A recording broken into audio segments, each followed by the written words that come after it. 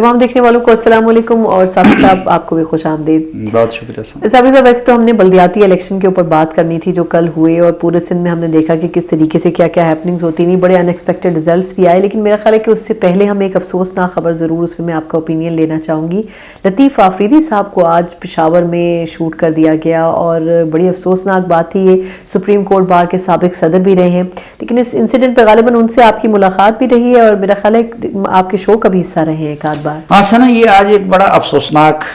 वाक़या हुआ है, और एक तो इससे हमारे पाकिस्तान के कानून की बालादस्ती के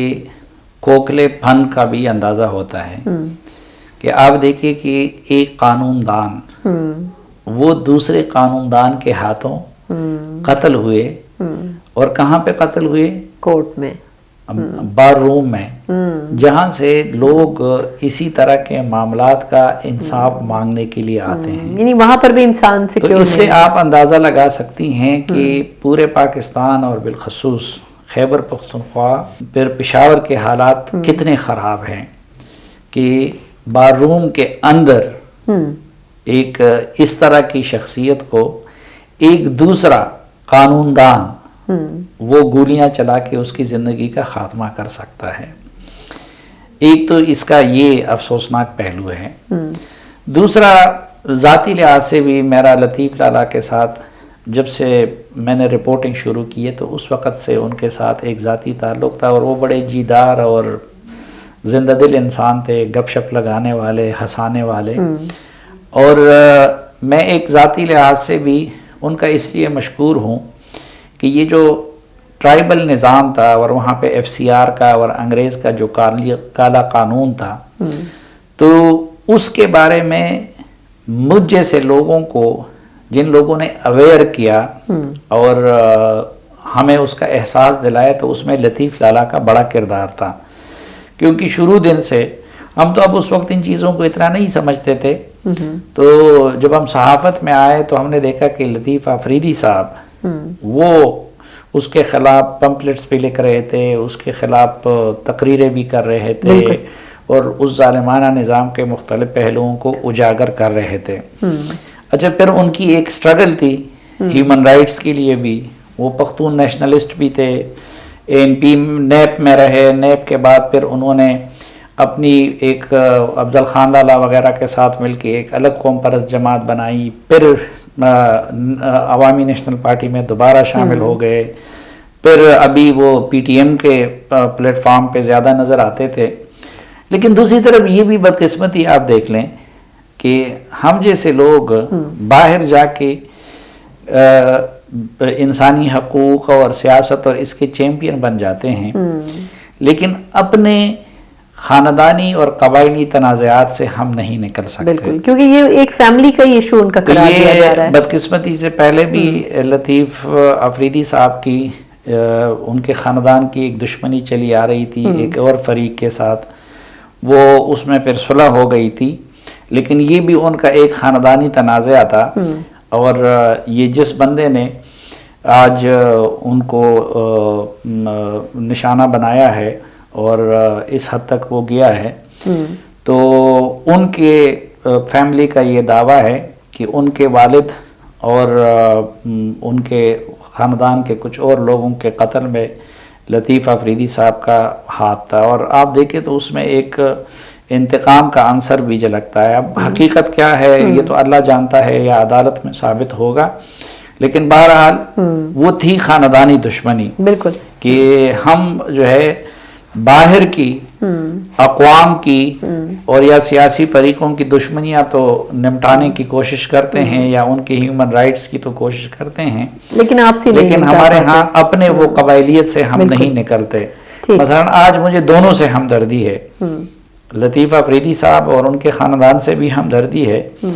और जो मुल्ज़िम है उनसे भी और उनके ख़ानदान से भी हमदर्दी है। वो इसलिए हमदर्दी होती है कि अब देखिए वो लिख पढ़ा और वकील बना, नया वकील बना था, और पता नहीं किस चीज़ ने उसको इस पे मजबूर किया और अपना करियर भी दांव पर लगा दिया। और जाहिर बात है कि अब उनकी ज़िंदगी जेल में गुजरेगी, तो इस पहलू की तरफ भी ہمارے جو سوسائٹی کے مصلحین ہیں ان کو توجہ دینی چاہیے کہ صرف سیاست اور نعرے سب کچھ نہیں ہے، بلکہ ہماری سوسائٹی کے اندر اور یہ جو دشمنیاں ہیں اور کہیں پہ جو ہے وہ چھوٹی سی زمین کے ایک ٹکڑے سے شروع ہو جاتی ہیں، بالکل کہیں پہ وہ خواتین کے معاملات سے شروع ہو جاتی ہیں، کہیں پہ صرف تو میں سے شروع ہو جاتی ہیں، کہیں پہ وہ صرف انا پرستی سے تو نے مجھے اس طرح دیکھا، تم میرے مخالف سے ملے تھے، ان میرے خلاف یہ بات کی تھی، اور اس میں جا کے پھر اتنے بڑے بڑے لوگ وہ نشانہ بن جاتے ہیں۔ مثلا اگر آپ دیکھیں تو 2 خاندان ایٹ اے ٹائم نشانہ بن گئے، لطیف افریدی صاحب کا بھی اور وہ ملزم اور قاتل کا بھی۔ تو اس طرف بھی ذرا ہمیں اور خصوصاً ہمارے مصلحین کو توجہ دینی چاہیے۔ اچھا، سوسائٹی کی آپ نے بات کی ہے تو چلے میں اب اس سے جو اصل ہمارا آج کا شو کا مقصد تھا وہ تھا بلدیاتی الیکشن۔ اگر ہم ابھی تک کے نتائج دیکھیں، ویسے تو ابھی تک جب تک ہم ریکارڈ کر رہے ہیں نتائج کمپلیٹ نہیں ہو سکے ہیں، لیکن سوسائٹی وائز بڑا ڈفرینٹ رزلٹ آیا ہے۔ کیا آپ کے خیال میں ایکسپیکٹڈ تھا جس طرح پاکستان پیپلز پارٹی نے وکٹری لی ہے، جماعت اسلامی جس طرح دوبارہ ایمرج ہوئی ہے بلدیاتی الیکشن میں؟ چلیں ایم کیو ایم کا تو اپنا پوزیشن اپنی جگہ کی، جی ہم نے بائیکاٹ کیا ہوا ہے، لیکن اوور آل آپ کو کیسی فیل لگی بلدیاتی الیکشنز کی؟ نہیں، اس میں کوئی شک نہیں کہ یہ حافظ نعیم الرحمان نے بڑی محنت کی تھی، اور ان کی کوششوں اور ان کے ساتھیوں کی کوششوں سے جماعت اسلامی نے ایک کم بیک کیا ہے کراچی میں، اور اسی طرح میں اس کو برا نہیں سمجھتا، اچھا سمجھتا ہوں کہ اگر پیپلز پارٹی اردو بولنے والی علاقوں میں اپنی جڑیں بناتی ہیں یا وہاں پہ اپنے تنظیم کو پھیلاتی ہیں تو یہ بھی خوش آئند بات ہے۔ مثلا مجھے یہ خوشی ہوگی کہ اردو بولنے والا وہ اندرونی سندھ سے الیکٹ ہو۔ نہیں صاحب اس میں دیکھیں، نمازت آپ کی بات کاٹ رہی ہوں، جس طریقے سے آپ کہہ رہے ہیں اس سے لگ رہا ہے کہ پیپلز پارٹی واقعی جیتی ہے، لیکن اگر الیکشن سے کچھ آپ کو بھی پتہ ہے نا کہ کس طریقے سے وہ جیتے ہیں، حلقوں کے اوپر انہوں نے کیا چالاکیاں کی۔ آپ تھوڑی سی دیکھیں، آپ تو خود کراچی میں رہی، آپ نے تھوڑی سی جلد بازی کر لی تو وہ الگ معاملہ ہے، لیکن جہاں تک اس الیکشن کے بارے میں میری ذاتی رائے ہے، میں اس کو الیکشن نہیں مانتا، اور میں اس کو ریئل ٹرم میں کسی پارٹی کی مقبولیت کا یا عدم مقبولیت کا پیمانہ بھی نہیں مانتا، اور میری تو یہ گزارش ہوگی الیکشن کمیشن آف پاکستان سے بھی اور عدالتوں سے بھی کہ وہ اس الیکشن کو جو الیکشن نہیں تھا اس کو نل اینڈ وائڈ ڈکلیئر کر کے اور سندھ میں دوبارہ بلدیاتی انتخابات کا انعقاد کروائے۔ نہیں تو پھر جلد بازی کیوں کی گئی آپ کے خیال میں؟ 15 تاریخ کہا گیا پہلے، پھر اس کے بعد پیپلز پارٹی پیچھے ہٹ گئی اس چیز سے جب ایم کیو ایم نے ریزسٹ کیا۔ نہیں، یہ جو کچھ ہوا اس میں سب کی غلطیاں ہیں، اس میں پیپلز پارٹی کی بھی غلطی ہے، اپنے آپ کو جمہوریت کی چیمپئن کہتی ہے، تو بلدیاتی نظام یہ جمہوریت کی بنیاد ہوا کرتی ہے، یہ سب چیمپئن بنتے ہیں، لیکن آپ نے دیکھا کہ پنجاب میں پی ٹی آئی کتنا گریزہ تھی اس کو کروانے سے، ابھی تک نہیں کروا سکتے۔ خیبر پختونخوا میں نظام بنایا ہے وہ بھی ایک تو یہ کہ پاکستان کو بلدیاتی ادارے نہیں چاہیے، ہمیں مقامی حکومتیں چاہیے۔ بالکل بعین ہی مشرف کے دور میں 1000 خراب کام ہوئے تھے، لیکن ایک اچھا کام ہوا تھا اور وہ تھا لوکل گورنمنٹ کا۔ ہمارے لوگ ایک تو یہ ہے کہ بلدیاتی اداروں کو لوکل گورنمنٹ کا نام دے دیتے ہیں، حالانکہ ہونا یہ چاہیے کہ پاکستان کے اندر بھی ہر صوبے میں لوکل گورنمنٹس بنے۔ اچھا، پھر یہ کہ صوبوں کو تو ہم نے اختیارات دے دیے 18th امینڈمنٹ کے تحت، لیکن صوبے نیچے پھر اضلاع کو نہیں دیتی، تو ہر صوبے کی سطح پہ پی ایف سی ایوارڈ بھی ہونا چاہیے، اور ضلعوں کو اختیارات کی اور وسائل کی منتقلی بھی ہونی چاہیے، اور پھر جس طرح صوبائی حکومتیں خود مختاری چاہتی ہیں تو وہی خود مختاری پھر مقامی حکومتوں کو بھی ملنی چاہیے۔ جو ڈیولپڈ کنٹریز ہیں وہاں سے ہمیں یہ مثالیں ملتی ہیں کہ وہی ملک ترقی کر چکی ہیں کہ جن کا لوکل گورنمنٹ کا سسٹم مضبوط رہا ہے اور ریئل ٹرم میں وہ عوام کا نمائندہ رہا ہے، اور یہ جو ہمارے ایم این ایز اور سینیٹرز اور یہ لوگ جو ترقیاتی کاموں سے ان کا سروکار مکمل طور پر ختم کرنا چاہیے۔ یہ دنیا کے کسی مہذب سوسائٹی میں نہیں ہوتا۔ امریکی کانگریس مین یا سینیٹر وہ نالی بنانے اور سڑک پختہ کرنے، اس سے اس کو کوئی سروکار نہیں ہوتا، نوکریاں دلوانے، اسی لیے تو ہمارے بیسیکلی زیادہ اوپر ڈیولپمنٹ آپ ادھر سے بین کرا دیں یہ چیزیں، تو ایک تو ادھر امیروں کے لیے کشش ختم ہو جائے گی، کیونکہ ادھر اس وقت ایم این ایز اور سینیٹرز ان کو کمائی کا بڑا ذریعہ یہ نظر آتا ہے، تو جب آپ ان کو ڈیولپمنٹل ایکٹیویٹیز اور فنڈ سے لا تعلق کر دیں تو یہاں پہ بھی خود بخود وہ چانٹی شروع ہو جائے گی، پھر صرف قانون سازی میں دلچسپی رکھنے والے لوگ ادھر آ جائیں گے۔ دوسری طرف وہ جو ریئل ٹرم میں مثلا اب ایک ایم این اے وہ آخر میں جا کے کتنا انصاف کر سکتے ہیں اپنے علاقے میں، لیکن جب آپ کا لوکل گورنمنٹ سسٹم ہوگا تو اس سے، اب یہاں اسلام آباد کا اسد عمر ایم این اے بنا تھا، ادھر کے ترقیاتی فنڈ آپ ان کو دے رہے ہیں، نہ وہ یہاں رہتے ہیں، نہ ان کو کچھ پتہ ہے، نہ کچھ اور ہے۔ اس کی بجائے اگر اسلام آباد کے مقامی لوگ وہ حکمران بنے اور ڈیولپمنٹل کام ان کے ہاتھ میں آ جائے، لا اینڈ آرڈر کا معاملے میں بھی ان کا کوئی سے ہو، تو تب اسلام آباد سدھرے گا نا۔ بالکل۔ تو ایک تو اس میں یہ غلطی ہے کہ مقامی حکومت ہو، تو یہ جو کام یہ لوگ کرنے جا رہے ہیں نا، یہ ریئل ٹرم میں مقامی حکومتیں نہیں ہیں، لوکل گورنمنٹس نہیں ہے، یہ لوکل گورنمنٹس کے نام پہ ہماری جو مختلف پارٹیاں ہیں، اور اس میں سب ایک جیسے ہیں، مسلم لیگ، نون، پیپلز پارٹی، لیکن اس سسٹم کو بھی اگر چوز کیا تھا پولیٹیکل پارٹیز نے تو اس کو بھی وہ اپلائی تو کرنے نہیں دے رہے تھے نا، جو قانون سازی جو امینڈمنٹ کی پیپلز پارٹی نے، انہوں نے تو میکسیمم حل کے اپنے طرف کرنے کی کوشش کی۔ تو یہی میں کہہ رہا ہوں کہ پھر سندھ میں جو جگاڑ بنا اور جو انہوں نے گند پھیلایا اور جو انتخاب بذات خود متنازع ہو گیا، مثلا ہمارے ہاں انتخاب کے رزلٹ کے بعد متنازع ہوتے ہیں، یہ سندھ کے لوکل گورنمنٹ کے وہ انتخابات تھے کہ جو انتخاب کے دن سے پہلے متنازع ہو گئے تھے حلقہ بندیوں کی بنیاد پہ۔ اچھا، حلقہ بندیاں پہلے سے کیوں ایم کیو ایم کی جو ڈیمانڈ تھی اس کے مطابق نہیں ہو سکی؟ اس میں پیپلز پارٹی کا بھی قصور ہے، اس میں ایم کیو ایم کا بھی قصور ہے، اس میں باقی لوگوں کا بھی قصور ہے، لیکن وہ نہیں ہو سکے۔ تو جب ایک پہلی بات تو یہ ہے کہ ایم کیو ایم اگر بائیکاٹ کرتی ہے تو ایم کیو ایم کے بائیکاٹ سے بھی اس الیکشن کی کریڈیبلٹی وہ ختم ہو جاتی ہے کہ جب ایک بڑا سٹیک ہولڈر، ہم اس سے اتفاق کریں یا اختلاف کریں، لیکن کراچی اور حیدرآباد کا ایک بڑا سٹیک ہولڈر وہ ایم کیو ایم ہے، اور جب آپ نے ان کو مطمئن نہیں کیا اور ان کو حلقہ بندیوں پہ اعتراض ہے اور وہ یہ سمجھتے ہیں کہ اس کو اس طریقے سے مینج کروایا گیا ہے کہ ان کو ہروایا جائے،